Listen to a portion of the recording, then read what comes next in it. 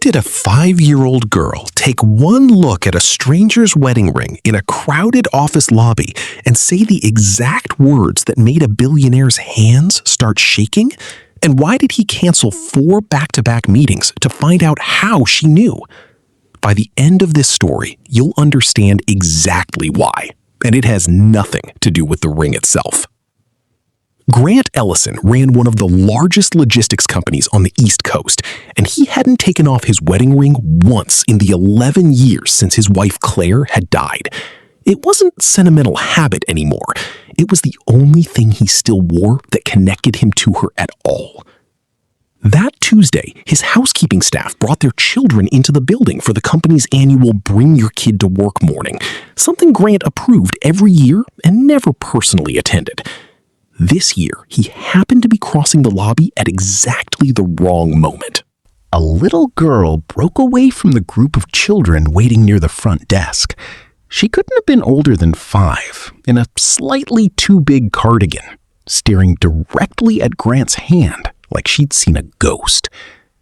"That's my mom's ring," she said. Grant stopped walking. "I'm sorry?" "In her picture, the one Grandma has. My mom is wearing that exact ring." Grant crouched down slowly, aware that half the lobby was now watching. "Sweetheart, this ring was my wife's. She passed away a long time ago."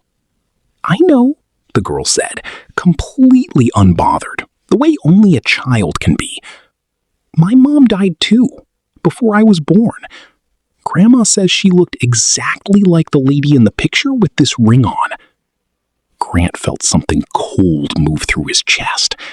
If you think a child's memory can hold on to details adults spend years trying to forget, hit like right now, because in the next 4 minutes, this 5-year-old was about to unravel a secret Grant had buried for over a decade.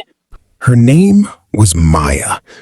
Her mother worked as a housekeeper for the company, a woman named Denise, who kept a framed photograph in her locker of a young woman in her 20s, laughing, wearing a ring that looked exactly like the one on Grant's hand. Grant asked, carefully, if he could see it. Denise hesitated the entire walk to her locker. She'd worked at Ellison Logistics for 6 years and had never once mentioned this photograph to anyone. She wasn't sure she wanted to now.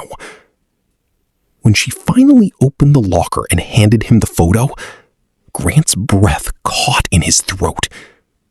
It wasn't Claire in the photograph. It was a woman who looked enough like her to be mistaken for her at a distance. But the ring on her finger wasn't just similar. It was the same ring. The exact engraving on the inside band, a detail nobody outside his family had ever known existed, was. "Where did you get this?" Grant asked, his voice barely holding steady. Denise finally spoke. "That's my sister, Rosalind. She worked for a jewelry designer in the city almost 15 years ago. She helped handcraft custom rings before she passed. She never told me who the client was, only that it was the most important piece she ever made, for a man who wanted the engraving to say something only his wife would understand." Grant sat down slowly on a lobby bench that wasn't meant for sitting. Claire's ring hadn't come from a jewelry store. It had come from a young designer he'd found through a friend of a friend, someone he'd never met in person, someone whose name he had genuinely forgotten over 11 years of grief. "She died before she ever saw it worn," Denise said quietly. "She used to say that not knowing who it went to was the hardest part. She hoped, wherever it ended up, it made someone happy." Grant looked at Maya, still standing patiently beside her mother, waiting to see if she'd said something wrong. "It did," he said. "It made someone very happy, for a long time." Grant didn't do anything dramatic that day. He didn't write a check. He asked Denise, quietly, if she'd be willing to have coffee with him sometime.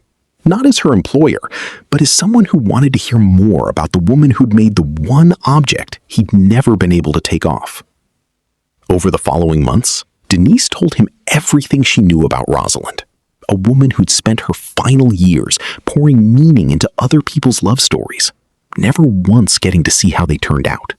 Grant funded a scholarship in Rosalind's name at the design school she'd once dropped out of for lack of money. Denise helped him choose the first recipient. Maya, 5 years old, still too young to understand what any of it meant, got to cut the ribbon at the small ceremony they held for it. Here's what Grant never told Denise, not for a long time after that day. Buried in an old shipping manifest from his company's earliest years, long before Ellison Logistics became what it is now, was a name he hadn't thought about in over a decade. A small, unpaid invoice from a young jewelry designer who was never fully compensated for her final piece of work because the payment had gotten lost in a merger and nobody had ever gone back to fix it.